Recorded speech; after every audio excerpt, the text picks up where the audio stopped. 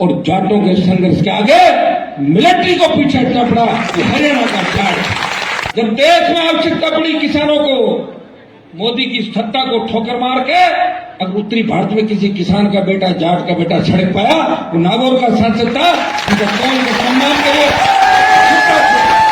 और इन्होंने जो नारा लगता है जय भगवान जाट बलवान, उसके अंदर हमें कभी नहीं भूलना चाहिए कि हरियाणा, उत्तर प्रदेश, दिल्ली के जाटों ने हमेशा सादत दी, लड़ाइयां लड़ी, इतिहास उनके संघर्षों से अटा पड़ा है। वो नारे हमें हमेशा जो इतिहास है वो संघर्ष सिखाता है। लेकिन दुर्भाग्य से राजस्थान जैसे प्रांत के अंदर 22% आबादी होते हुए आपका सीएम नहीं बना और आपके नेताओं ने हमेशा कभी तो गहलोत के नारे लगाए, कभी वसुंधरा के लगाए, और तो सचिन पायलट जिसकी उम्र छोटी है उसके भी कई नेताओं ने नारे लगाए, अभी भी लगा रहे राजस्थान के अंदर। इसलिए आपको सोचना होगा कि 22% की आबादी शेड्यूल कास्ट को साथ ले, मीणा, गुजर, यादव, मुस्लिम तैयार खड़ा है और राजस्थान में आप 100 से पार सीट जीत सकते हो। लेकिन खाली नारों से, सोशल मीडिया से काम नहीं लगेगा। उस समय आपको यहां से, मुंबई से तमाम लोगों का आह्वान करना होगा कि राजस्थान की सत्ता पर कब्जा करना है और जाट को सीएम बनाना। ये मुंबई से आप आवाज करोगे और मैं तो ताई हमारे बीच बैठी है, इनके किस्से में सुनता था, मंदा ताई जी के, बहुत बड़ी नेता है, मराठा है, और मराठा और जाटों का अच्छी दोस्ती इतिहास के अंदर हमेशा रही। जाट लड़े, मराठे लड़े और मुगलों को अगर सबक सिखाया, और मुगल जिन जातियों से डरते थे उसमें जाट और मराठे थे। आज भी देश के अंदर जो गीत गाया जाता है जिसके अंदर हमारे रोंगटे खड़े हो जाते हैं, और भाइयों जब आपकी वीरता याद दिलाने के लिए गीत गाया जाता है, वो तो सब जगह कोई सिख, कोई जाट, मराठा, कोई गोरखा, कोई मद्रासी, ये सिख, जाट, मराठा। और सिखों में जो जड़ सिख है वो तो आपसे ही तो सिख धर्म के अंदर गए थे। तो जाट समाज तो ऐसा समाज है, कोई पंथ आया, कोई धर्म आया, कोई भी चीज आई, जाट उसकी तरफ गया। एमपी साहब ने कहा कि दिल्ली के बाद ढाबा खोल लो, चल पड़ो, स्कॉर्पियो ले लो, फॉर्च्यून ले लो, सारी फॉर्च्यून, देसी ट्रैक्टर ले लो, ये ले लो, वो ले लो, देसी घी, जिधर चलते हैं ट्रांसपोर्ट में आगे पूरे देश वाले पहले सारे के चलो ट्रांसपोर्ट, सारी ट्रक बसें इनके पास है, चलो मुर्गे ले लो, सारे पंजाब तक ले लो, सरदार हमारे भाई है, ये और जाट ही मिला लो तो 60 इलाका करीब लोगों के पास है।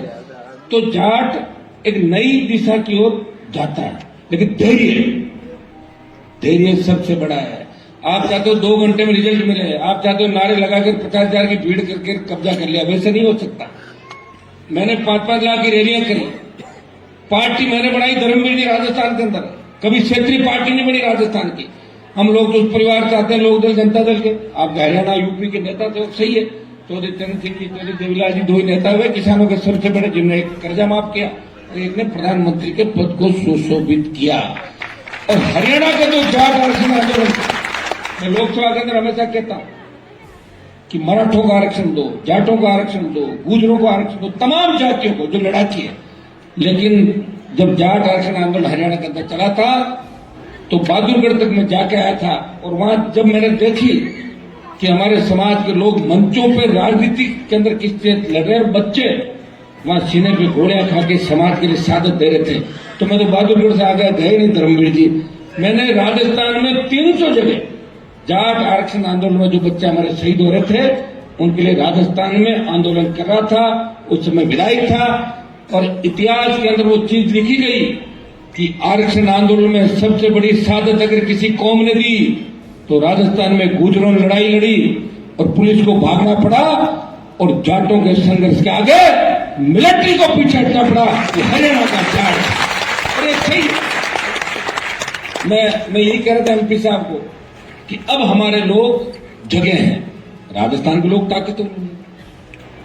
धीरे धीरे पढ़ाई की बात आई, हमारे तो ऐसे नेता थे राजस्थान के अंदर, आपको एमपी साहब पता भी नहीं होगा, कि मंच में भाषण देते थे कि बिजली आएगी तो करंट आ जाएगा, लोग ताली बजाकर वोट डालते। और ऐसा कहते कि बच्चियां अगर पढ़ी तो भाग जाएगी, बच्ची को मत पढ़ना, और 2 वोट लोग तो इन स्थितियों से हम लोग गुजरे। हमारा तो पीने का पानी अभी तक नहीं आया, तो पीने के पानी के लिए संघर्ष करें। हमें तो धन्यवाद दो, इस प्रांत में पैदा हो गए, छोटे से गांव में पैदा होके जब देश में आवश्यकता पड़ी किसानों को, मोदी की सत्ता को ठोकर मार के अगर उत्तरी भारत में किसी किसान का बेटा, जाट का बेटा सड़क पाया, वो नागौर का सांसद था, उनका कौन को सम्मान करे। और इन्होंने बहुत कहा कि छोड़ के तो जा रहे हो, लेकिन वोट कितने मिलेगा आपको ये अंदाज लगा लो आप। और ये सही है, किसान आंदोलन के अंदर किस तरह नारे लगते थे मुझे पता। पिलानी नजदीक की कॉन्स्टिट्यूंसी है, वहां मैं 23 के चुनाव के अंदर गया, मैंने कहा भाई यहाँ तो 1 लाख वोट जाटों